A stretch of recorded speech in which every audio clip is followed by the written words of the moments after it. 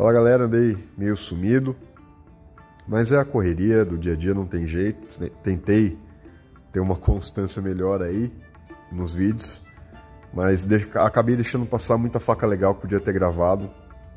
Infelizmente aí pela correria aqui da Forja a gente acaba não conseguindo, né? Não tem tanta habilidade assim, acaba demorando mais para gravar, né? Mas quem acompanha lá no Instagram pôde ver muitas facas legais aí que a gente andou fazendo. E infelizmente foram sem ganhar um videozinho aqui no YouTube. Mas essa aqui eu não podia deixar passar, porque é uma faca pouco conhecida aqui no Brasil, né? Na verdade no Ocidente, no geral, ela não é tão famosa assim. Eu até abri uma enquete lá no Instagram e realmente muita gente não conhecia. E como o pessoal ficou bem curioso com a faca, depois que eu publiquei ela por lá também, eu achei que valia a pena essa aqui. Graças a Deus deu tempo de fazer um videozinho para falar um pouco sobre a história dessa faca aqui, desse modelo de faca, né? Quando eu abri lá a caixinha, a enquete ali, muita gente acreditou ser uma Mapuco, porque realmente ela é muito similar a uma Mapuco, né? Até a questão do fio, né? Chegar no fio zero, né? O fio Skand. Então isso dá o formato da lâmina, né? O formato do cabo. Ela é muito similar a uma Mapuco. Porém ela não é uma Mapuco. A lâmina tá meio suja aqui, vocês vão desculpar. Ela não é uma Mapuco, tá? Essa faca, ela chama Yakut. É uma Yakut Knife, né? Ela, na verdade, ela não tem um nome exato, né? O modelo, ela leva o nome do povo, que é o povo Yakut, um povo... como é que eu posso dizer assim? Eles são da Sibéria, né? Eles são ali nativos da Sibéria.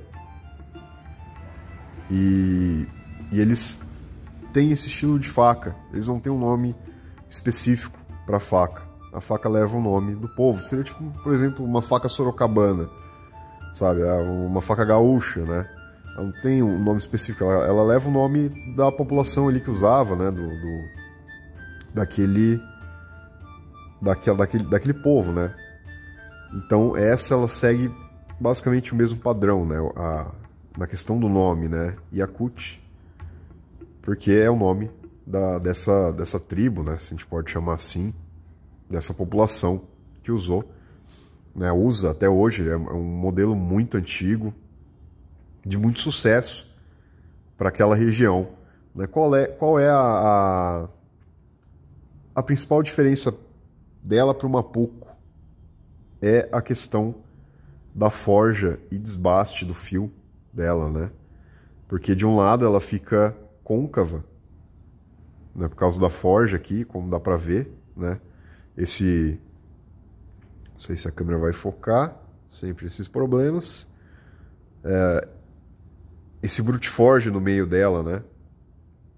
Ele é bem marcado, ele é bem afundado. E isso deixa essa parte côncava, né? E o outro lado, ela fica convexa, né? Tanto pela questão da forja quanto pelo desbaste. Olha só, pelo dorso a gente consegue perceber bem, ó, como ela é convexa, né? Então essa é a principal característica dessa lâmina e é a principal característica que diferencia ela de uma Mapuco, que vai ter ali um parcial flat, né? Com o final ali o que a gente chama de fio Skand, né? O fio escandinavo, que é um desbaste um pouco menor ali, terminando no zero, tá? Essa é a principal diferença delas.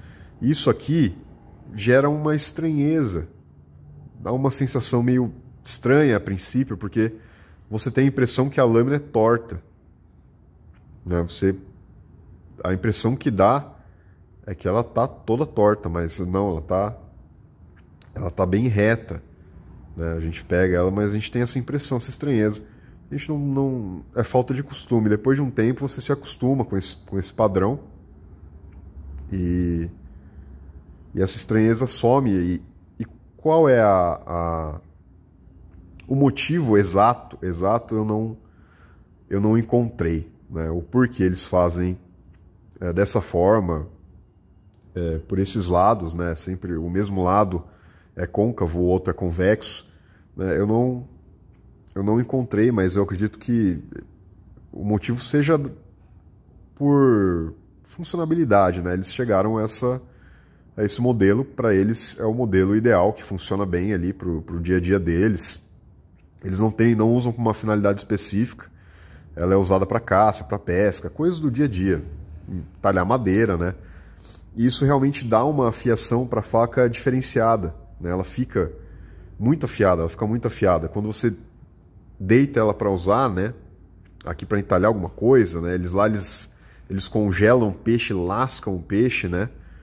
Realmente ela dá uma afiação muito parecida com, digamos assim, um formão, né? Só que o formão seria ao contrário, né? Ele seria a parte reta encostada onde você quer cortar e a parte ali o flat dele, né? O desbaste dele é onde fica virado para cima, né? Nesse caso é o contrário. Ficaria a parte reta para cima, né? O principal uso dela. É lógico que a gente pode usar assim também, né? Mas o principal uso dela aqui acaba sendo esse, né? A parte reta, assim, digamos. Reto que eu digo porque as bordas ficam retas, né? Apesar do côncavo no meio, as bordas elas ficam retas. Mesmo que alguns modelos, se você pesquisar, você vai encontrar o côncavo bem mais largo, né? Eu pretendo fazer também.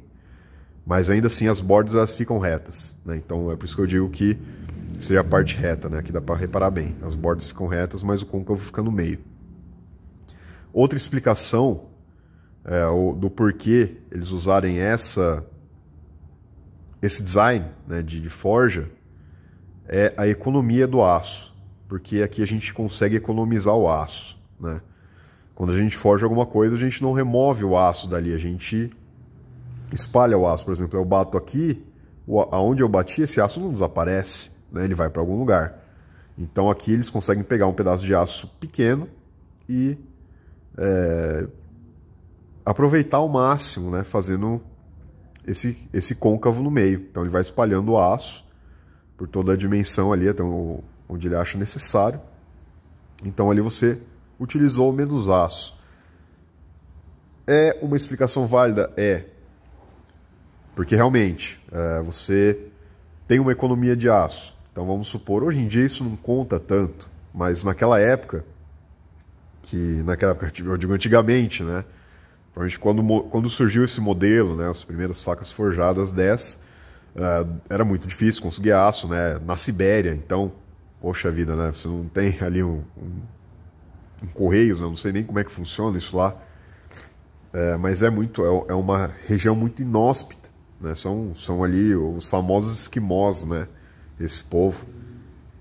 Então eles têm um inverno muito longo, né, então realmente essa explicação do aço faz sentido, sim, faz sentido realmente. Você acaba utilizando menos aço se fosse uma faca toda mais tradicional, digamos assim, né? Só que isso aqui, né, é uma faca muito difícil de se fazer e principalmente de se temperar, tá? E aqui entra uma parte da minha jornada. Essa não é o primeiro modelo que eu faço dessa faca. Eu já fiz, ao todo, eu fiz 3 dessas facas. Só que muita gente fala, poxa, mas eu nunca vi você fazendo uma faca dessa. Só que tem a imagem de uma, eu tenho, tá? A primeira que eu fiz, eu levei no segundo Roupur, que foi em 2019, né? Eu levei lá e no Instagram vai ter um videozinho ali que ela aparece. É lógico que eu não tinha tanta habilidade assim, não que hoje eu seja o ápice do cara habilidoso, mas com certeza hoje eu tenho muito mais habilidade do que eu tinha naquela época. Então eu não consegui chegar assim em algo tão tão agradável quanto eu cheguei hoje, né? Hoje eu estou satisfeito com essa faca, ela saiu exatamente como eu queria.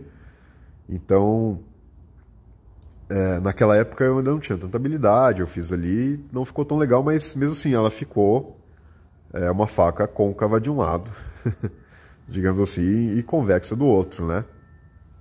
Mas eu não tirei foto, porque eu tenho esse costume, né? Como você já comentei no começo do vídeo, muita faca eu mandei sem gravar. E algumas até mando sem tirar foto, porque não dá tempo, sabe? Não dá tempo de produzir alguma coisa legal. Eu gosto de produzir algo legal, de ter um cuidado com as fotos, né? Quem acompanha ali no Instagram vê que tem um certo zelo nas imagens, isso tudo eu que faço. Então, como eu não tenho um ambiente tão propício para isso, às vezes acaba não dando certo de tirar as fotos. Então, elas vão sem registro. E essa foi uma dessas, principalmente pro Rupur, né?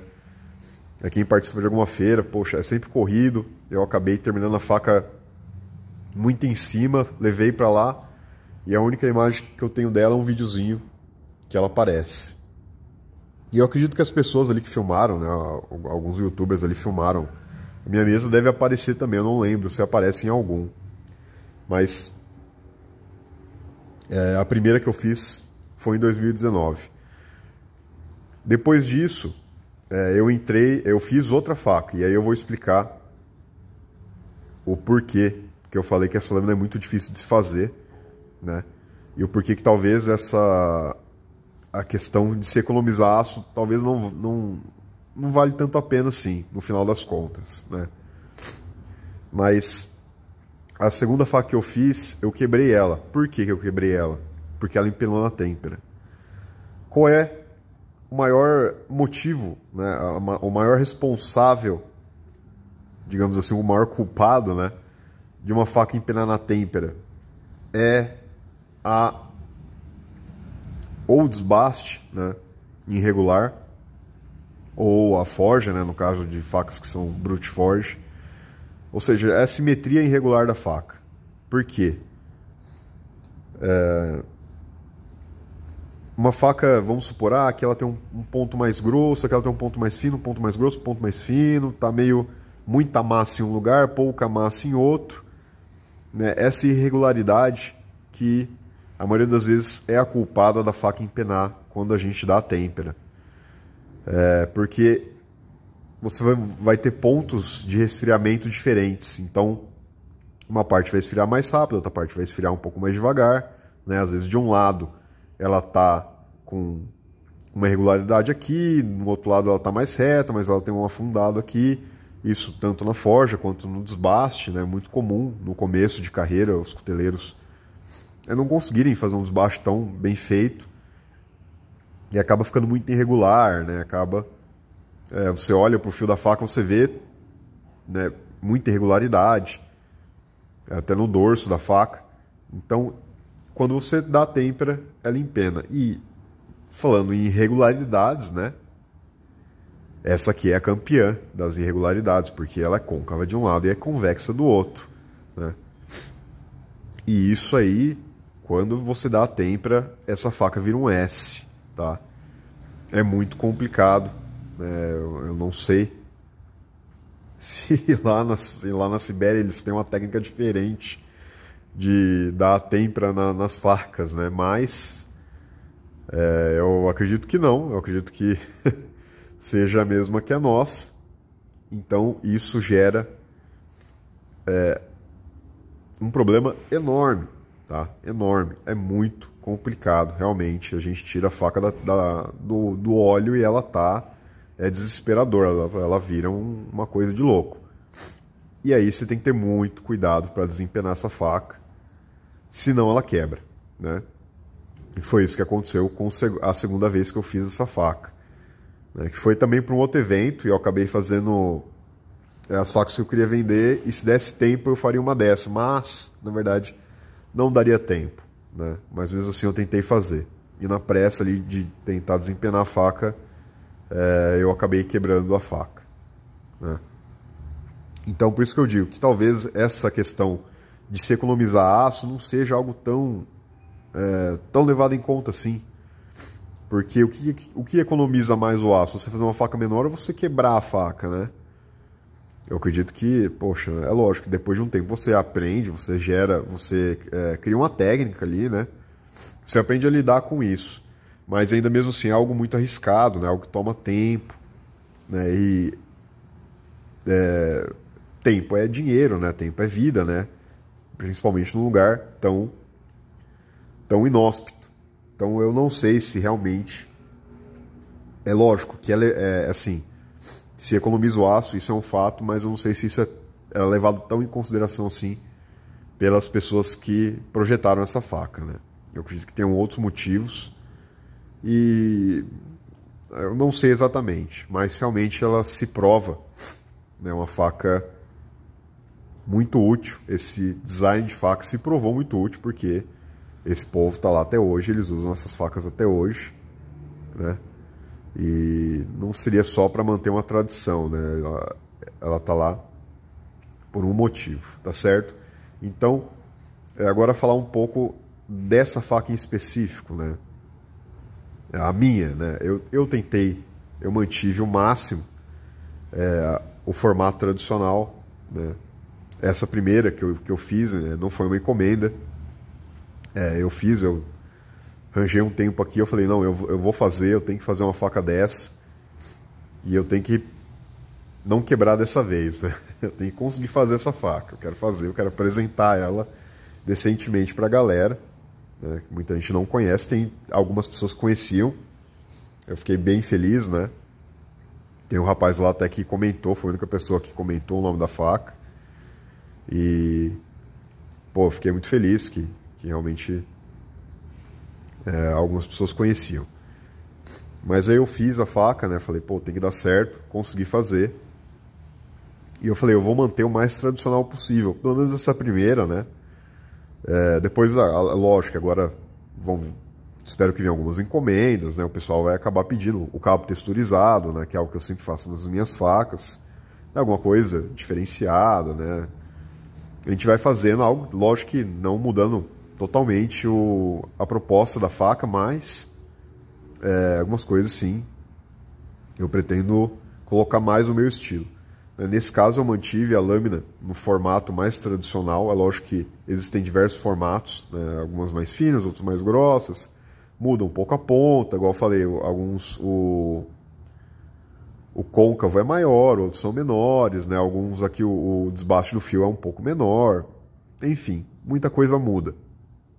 Mas eu peguei ali um padrão e mantive o formato do cabo também, a mesma coisa, né? Um formato de cabo padrão dessas facas.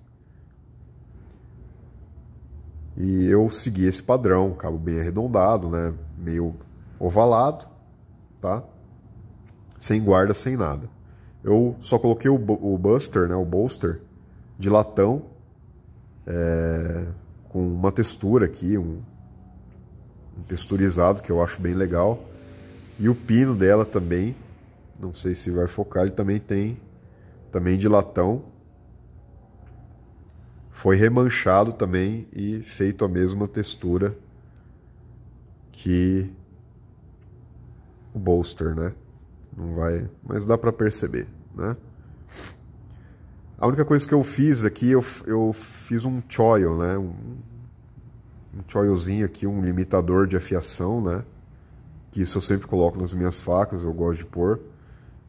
Ele tem essa proposta de ser um limitador de afiação, né? Para você não ficar batendo a pedra aqui no ricaço da faca, né? Ele ajuda bastante nisso para manter a faca o máximo que a gente conseguir, né? Eu não gosto de deixar as facas sem um choilzinho que seja, né? E nessa eu fiz ele mais reto, não fiz algo arredondado, acho que combina mais, é o que eu tenho feito nas pulcos que eu faço, né? Então essas foram as características que eu assim mudei mais na faca, né? E as partes que eu mantive mais tradicional. Agora na bainha eu já quis deixar ela mais o meu estilo, né? Eu tentei fazer algo diferenciado, lógico que tradicional, né? Tentando algo próximo ao tradicional, mas eu fiz algo mais diferenciado, né? Eu coloquei ela aqui com as tiras já, que é uma das formas que dá para ser usadas. O rapaz que comprou ela, eu vou mandar também com uma outra tira maior, que aí ele pode amarrar aqui, né? Ou amarrar aqui, ou amarrar essa tira e amarrar aqui para ela ficar do jeito que ele quiser, do jeito que ele quiser carregar. Ela tem esses passadores aqui também, que dá para se prender em alguma bolsa, alguma coisa assim, fica algo bem modular, né? Ou dá para tirar tudo isso aqui e guardar em algum lugar também, tá certo? A parte interna aqui é de madeira, né? Tradicional também, pouco, né? E essas facas Yakult seguem o mesmo padrãozão da parte interna de madeira. Isso aqui é muito importante, uma faca tão afiada que você vai usar ali em condições tão extremas, né? Você não pode correr o risco de cair com essa faca, ela perfurar a bainha e machucar você, né? Então, isso é tradicional lá, dessas regiões, né? Se assimilam muito esse estilo de faca. A parte de fora é couro cru, então ela tá bem dura, ó. Fica bem resistente também, aí é praticamente impossível essa faca transpassar a bainha e transpassar o couro, né? Eu acredito que talvez só o couro cru ele já fosse suficiente, né? Mas eu quis manter a tradição.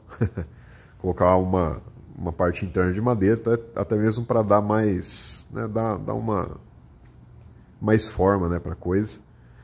Aqui é a costura normal, né? Costurada à mão. E aqui eu coloquei alguns ilhós, né, de latão, né, remanchado à mão também, para dar um efeito legal. E no finzinho eu coloquei um pingente, né, um detalhezinho, algo totalmente estético, né. Aqui essa parte também eu fiz de latão também, umas madeirinhas, né.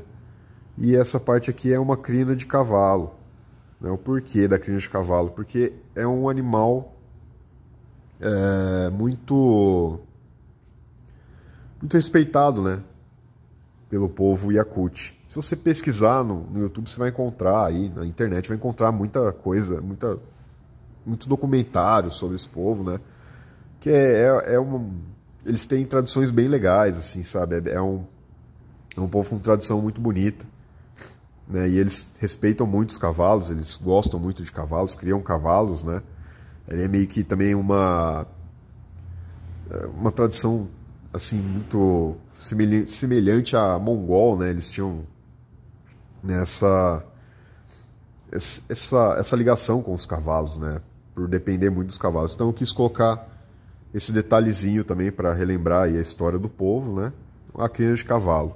Mas também se o cliente quiser tirar ela, só soltar aqui ou até prender em algum outro lugar da faca, fica aí da bainha, né, fica a critério do cliente. Então, ela é toda modular, né? É só soltar aqui, vai tirar essa parte, né? Se ele quiser colocar do outro lado e usar a faca do lado contrário, ele usa. Aí fica como o cliente quiser usar.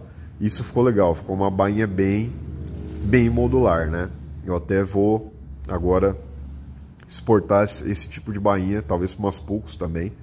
Eu acho que vai ficar legal, né? Quem quiser alguma pouco aí, gostou desse estilo de bainha, já fica aí a ideia, né, de um novo estilo de bainha aí, mantendo algo tradicional, mas também colocando aí um pouco da BWS, né, fazendo algo mais rústico. Então eu acho que era isso, galera, que eu tinha para falar dessa faca. Eu fiquei muito feliz, né, ela ficou, modéstia à parte, ela ficou muito bonita, eu gostei, ficou muito tradicional, né, mas ainda mantém um pouco a característica aqui da BWS, né, o nosso estilo de faca. O dorso dela é abaulado até mais ou menos aqui. Aí a partir daqui ele já é quinado, né, caso a pessoa quiser riscar uma pederneira, dá pra ver ela tirando um pedaço da minha unha ali, né. Então é um dorso bem quinado, tá? Para raspar madeira, né, riscar uma pederneira, ele vai bem, mais ou menos até aqui, ele ainda está bem quinado, tá? Então a gente tem ali o conforto mais próximo da lâmina, né, para se entalhar, e mais para a ponta o quinado para conseguir riscar uma pederneira ou até mesmo uma madeira, né, fazer umas farpinhas de madeira ali para fazer uma isca de fogo, entre outras coisas, tá certo? Então é isso aí, galera. Eu agradeço aí quem assistiu. Hoje o vídeo ficou meio longo, né? 25 minutos, mas é porque tinha bastante coisa para falar dessa faca, tá? Bom, sigam a BWS nas outras redes sociais. Eu agradeço aí os comentários, quem curtiu, quem compartilhar. Desculpa aí a câmera balançando, mas aqui é precária a situação. Quem curtiu, quem compartilhar, muito obrigado aí, todo mundo que assistiu. Quem tiver interessado num modelo desse, estão abertas as encomendas aí, é só entrar em contato com a gente, que a gente desenvolve uma, né, fazendo as modificações aí, como eu disse. Lógico que isso é uma faca Yakult respeitando, né, as características dessa faca, mas, por exemplo, o cabo, a gente pode fazer muita coisa aí, então, tamanho de faca e tipo de bainha também, isso aí, com certeza, é tudo muito customizável, tá certo? Então, muito obrigado. E até a próxima. Prometo que dessa vez não vou demorar 2 anos para o próximo vídeo, beleza? Falou, galera. Até mais.